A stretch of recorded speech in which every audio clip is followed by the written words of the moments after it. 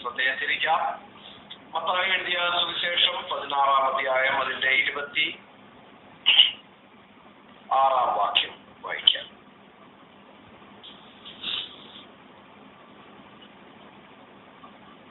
മത്തായി എഴുതിയ സുവിശേഷം 16-ാം അധ്യായം അതിന്റെ 26-ാം വാക്യം. മനുഷ്യപുത്രൻ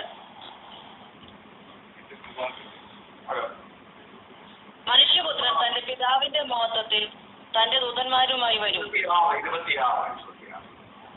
ഒരു മനുഷ്യൻ സർവ്വലോകവും നേടിയിട്ടും തന്റെ ജീവനെ നഷ്ടപ്പെടുത്തിയാൽ അവൻ എന്ത് പ്രയോജനം? അല്ല, തന്റെ ജീവനെ വീണ്ടുകൊള്ളുവാൻ മനുഷ്യന് എന്ത് മറുവില കൊടുക്കും? അവിടെ രണ്ട് സ്റ്റേറ്റ്മെന്റ് പറയുന്നുണ്ട് കർത്താവായ യേശുക്രിസ്തു. അതിൽ ഒന്നാമത്തെ സ്റ്റേറ്റ്മെന്റ് എന്ന് പറയുന്നത്, ഒരു മനുഷ്യൻ സർവ്വലോകവും നേടിയിട്ടും തന്റെ ജീവനെ നഷ്ടമാക്കിയാൽ അവന് എന്തു പ്രയോജനം? രണ്ടാമത്തെ സ്റ്റേറ്റ്മെന്റ്, മനുഷ്യൻ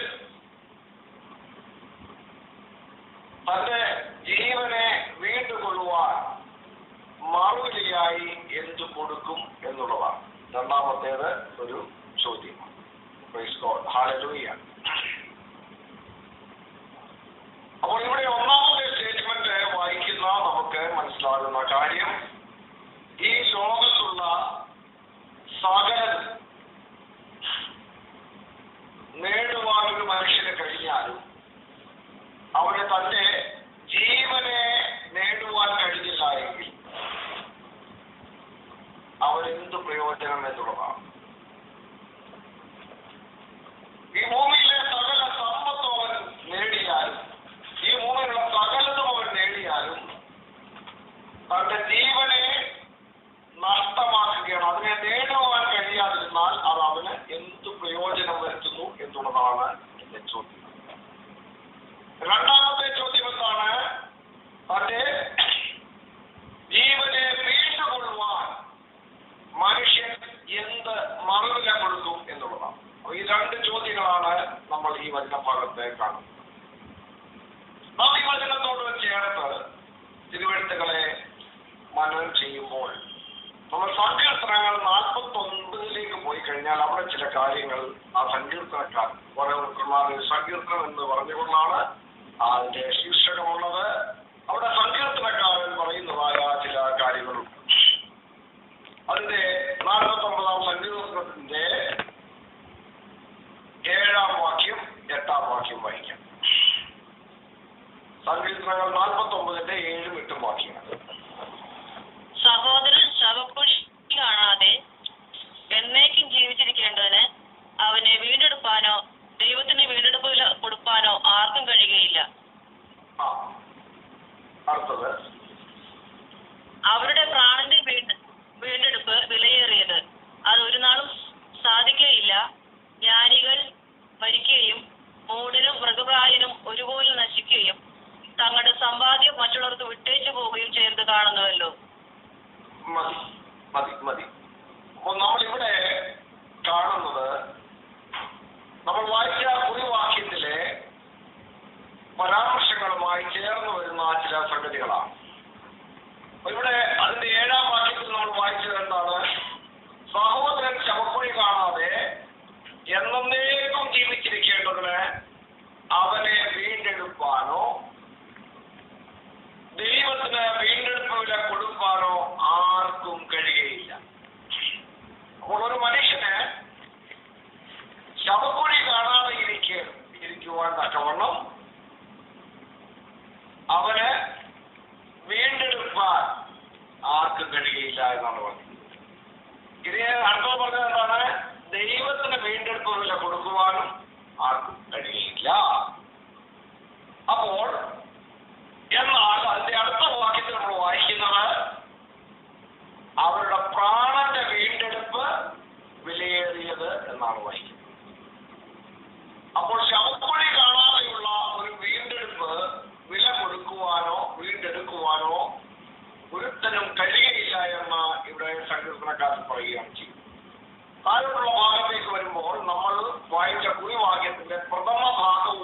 ബന്ധപ്പെട്ട് വരുന്ന ചില പരാമർശങ്ങൾ നമുക്കിവിടെ കാണാം.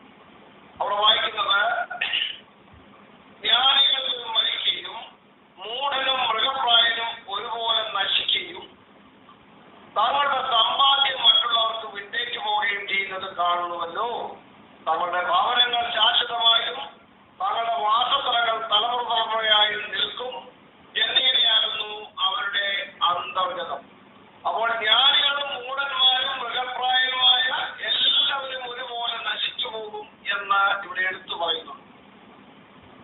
അപ്പോൾ അങ്ങനെ ഒരുപോലെ നശിച്ചു പോകുന്നതാണ് ജ്ഞാനിയായാലും മൂഢനായാലും മൃഗപ്രായനായാലും ഇങ്ങനെ പറഞ്ഞ സകലരുടെയും കാര്യം. അപ്പോൾ അവരെല്ലാവരും ഒരുപോലെ നശിച്ചു പോകുന്നവരാണ് എന്ന് പറഞ്ഞ ശേഷം പിന്നെ ഇവരുടെയൊക്കെ ചിന്ത എന്താണ്? തങ്ങളുടെ സമ്പാദ്യം മറ്റുള്ളവർക്ക് വിട്ടേച്ചു പോവുകയും ചെയ്തത് നമ്മൾ കാണുന്നുണ്ട്. പക്ഷെ ഇവരൊക്കെ ചിന്തിക്കുന്നത് എന്താണ് ചിന്തിക്കുന്നത്?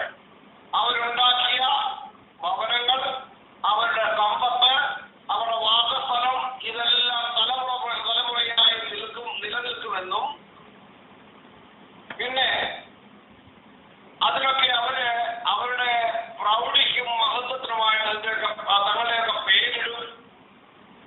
എന്നാൽ മനുഷ്യൻ ബഹുമാനത്തിൽ നിലനിൽക്കുകയില്ല, അവൻ നശിച്ചു പോകുന്ന മൃഗങ്ങൾക്ക് തുല്യനാണ്. ഇത്രയും പറഞ്ഞു വെച്ച ശേഷം അവിടെ സങ്കീർത്തനക്കാരൻ അതിനെക്കുറിച്ച് എടുത്തു പറയുന്നൊരു കാര്യമുണ്ട്. അതാണ് പറയുന്നത്, ഈ പറഞ്ഞതൊക്കെയും സ്വാശ്രയക്കാരുടെ ഗതിയാകുന്നു. സ്വാശ്രയക്കാരുടെ ഗതിയാകുന്നു. അവരുടെ അനന്തരവരോ അവരുടെ വാക്കുകളിൽ ഇഷ്ടപ്പെടുന്നു. അവരെ പാതാളത്തിന് ആടുകളായി ഏൽപ്പിച്ചിരിക്കുന്നു. മൃത്യു അവരെ നയിക്കുന്നു. ഇതെല്ലാം ആരെ കുറിച്ചാണ് പറഞ്ഞിരിക്കുന്നത്? സ്വ ആശ്രയക്കാരെ കുറിച്ചാണ് പറഞ്ഞിരിക്കുന്നത്. അപ്പോൾ ഒരു മനുഷ്യൻ സർവ്വലോകവും നേടിയിട്ടും തന്റെ ജീവനെ നഷ്ടമാക്കിയാൽ അവൻ എന്ത് പ്രയോജനം? അപ്പോൾ ജീവന്റെ നഷ്ടപ്പെടുത്തൽ ഇവിടെ ചൂണ്ടിക്കാണിക്കുകയാണ് ചെയ്യുന്നത്. അപ്പോൾ പ്രൗഢി ഉള്ളവരും മഹത്വത്തോളം ജ്ഞാനികളും മൃഗപ്രായനും മൂഢന്മാരും ഒക്കെ തങ്ങളുണ്ടാക്കുന്ന സമ്പത്തുകളും തങ്ങളുണ്ടാക്കുന്ന വീടും തങ്ങൾക്കുള്ള സകലതും തങ്ങളുടെ പേര് ഇതെല്ലാം എന്നേക്കും തലമുറയായി നിലനിൽക്കുമെന്നുള്ളതായ ഒരു സ്വപ്നം കണ്ടുകൊണ്ടിരിക്കുന്നവരാണ്.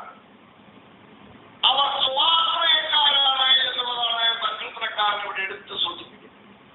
അപ്പോൾ സർവ്വലോകവും നേടുകയും തന്റെ ജീവനെ നേടുകയും ചെയ്യുവാൻ കഴിയാത്ത ഒരുവനെ സംബന്ധിച്ച് അവന്റെ ആശ്രയം എവിടെയാണ്? അവന്റെ ആശ്രയം അവന്റെ സമ്പത്തിലാണ്. അവന്റെ ആശ്രയം അവന്റെ പ്രൗഢയിലാണ്. എന്നാൽ അവൻ തന്റെ ജീവനെ നേടുവാൻ കഴിയാത്ത കാലത്തോളം ഇവൻ ഇതുകൊണ്ടൊന്നും ഒരു പ്രയോജനവുമില്ല. ഇവനൊക്കെ എന്ത് സംഭവിക്കുന്നു എന്നാണ് പറയുന്നത്? അവർ ഒരുപോലെ നശിച്ചു പോകുന്നു എന്നാണ് പറഞ്ഞിരിക്കുന്നത്. എന്നാൽ ഇവിടെയാണ് കർത്താവായ യേശു ക്രിസ്തുവിലൂടെ ലഭ്യമാകുന്ന നിത്യജീവന്റെ പ്രത്യാശയുള്ള ഒരു ദൈവവചനത്തെ സംബന്ധിച്ച് അവന് ചെയ്യുവാനുള്ള കാര്യങ്ങൾ വ്യക്തമാകും. അപ്പോൾ സ്വാശ്രയക്കാര് എന്ന് പറഞ്ഞിരിക്കുന്നവരുടെ അവനവനിൽ ആശ്രയിക്കുന്ന, അവനവന്റെ സമ്പത്തിൽ ആശ്രയിക്കുന്ന, അവനവന്റെ പ്രൗഢിയിൽ ആശ്രയിക്കുന്ന ആൾക്കാരെ സംബന്ധിച്ചുള്ള ഇത്രയും ഡീറ്റെയിൽസ് അവിടെ പറഞ്ഞിരിക്കുകയാണ്. സഹോദരൻ ശവക്കുഴി കാണാതെ അവനെ വീണ്ടെടുക്കുവാനോ ദൈവത്തിന് വീണ്ടെടുപ്പ് വില കൊടുക്കുവാനോ ഓരോരുത്തർക്കും കഴിയില്ല എന്ന് കൂടി അവിടെ പറഞ്ഞു വെച്ചിരിക്കുകയാണ് ചെയ്യുന്നത്. എന്നാൽ അവിടെ പ്രാണന്റെ വീണ്ടെടുപ്പ് വിലയേറിയതാണ് എന്ന 9-ാം വാക്യത്തിൽ നമ്മൾ വായിക്കും. അതൊരു നാളും സാധിക്കില്ല എന്ന് കൂടി അവിടെ പറഞ്ഞിരിക്കുകയാണ് ചെയ്യുന്നത്. അപ്പം വീണ്ടെടുപ്പ് വിലയേറിയതാണ്. എന്തിന്റെ വീണ്ടെടുപ്പാണ്? പ്രാണന്റെ വീണ്ടെടുപ്പ് വിലയേറിയതാണ്. അതൊരു നാളും സംഭവിക്കില്ല എന്ന് പറഞ്ഞു വെച്ചിരിക്കുമ്പോൾ കർത്താവായ യേശുക്രിസ്തുവിലൂടെ സംഭവിക്കുന്നത് എന്താണെന്ന് നമുക്ക് വിശുദ്ധ തിരുവെഴുത്തുകൾ പഠിപ്പിച്ചു തരികയാണ് ചെയ്യും. നമ്മൾ വായിച്ച ഒരു വാക്യത്തിലേക്ക് വീണ്ടും നമുക്ക് മടങ്ങി വരാം. ഇവിടെ നമ്മൾ കാണുന്നത് എന്താണ്? വീണ്ടും വായിക്കുകയാണ്. ഒരു മനുഷ്യൻ സർവ്വലോകവും നേടിയിട്ടും തന്റെ ജീവനെ നഷ്ടപ്പെടുത്തിയാൽ അവനെന്ത് പ്രയോജനം? അടുത്തത് അല്ല, തന്റെ ജീവനെ വീണ്ടുകൊള്ളുവാൻ മനുഷ്യൻ എന്ത് മറുവില കൊടുക്കും? സങ്കീർത്തനം 49 വായിക്കുന്നത് എന്താണ്? സഹോദരൻ ശവക്കുഴി കാണാതെ അവനെ വീണ്ടെടുക്കുവാനോ ദൈവത്തിന് വീണ്ടെടുപ്പവനെ കൊടുക്കുവാനോ ഒരുത്തനും കഴിയുകയില്ല. അവരുടെ പ്രാണന്റെ വീണ്ടെടുപ്പ് വിട്ടുകഴിയുന്നത് അതൊരു നാളും സാധ്യമാകുകയില്ല എന്ന് പറഞ്ഞു വെച്ചിട്ട് ഇവിടെ വരുമ്പോൾ പറയുന്നത് എന്താണ്?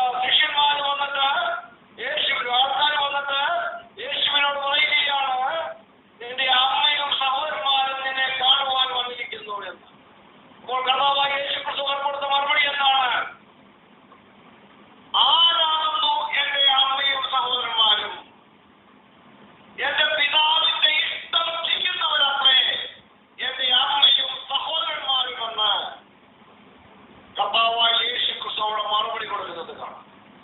അപ്പോൾ കർത്താവായ യേശു ക്രിസ്തുവിനെ അയച്ചവനായ പിതാവിന്റെ ഇഷ്ടം ചെയ്യുന്നവരാണ് യേശു ക്രിസ്തുവിനെ സംബന്ധിച്ച് തന്നെ അമ്മയും സഹോദരന്മാരും എന്ന് കർത്താവായ യേശു ക്രിസ്തു എടുത്തു പറഞ്ഞു. അപ്പോൾ ഇവിടെ നാം ഈ വായിക്കുന്ന വചനങ്ങളൊക്കെയും അതുമായി കണക്ട് ചെയ്തു വരികയാണ് ചെയ്യുന്നത്. യോഹന്നാന്റെ സുവിശേഷം 20-ാം അധ്യായം 17-ാം വാക്യത്തിൽ തന്റെ ശിഷ്യന്മാരെ കുറിച്ച് മത്സരക്കാർക്ക് മറിയോട് പറയുന്നത് എന്റെ സഹോദരന്മാരോട് ചെന്ന് പറയുക എന്നാണ് പറയുന്നത്. ആ സഹോദരന്മാർക്കും ഈ യേശു ക്രിസ്തുവിനും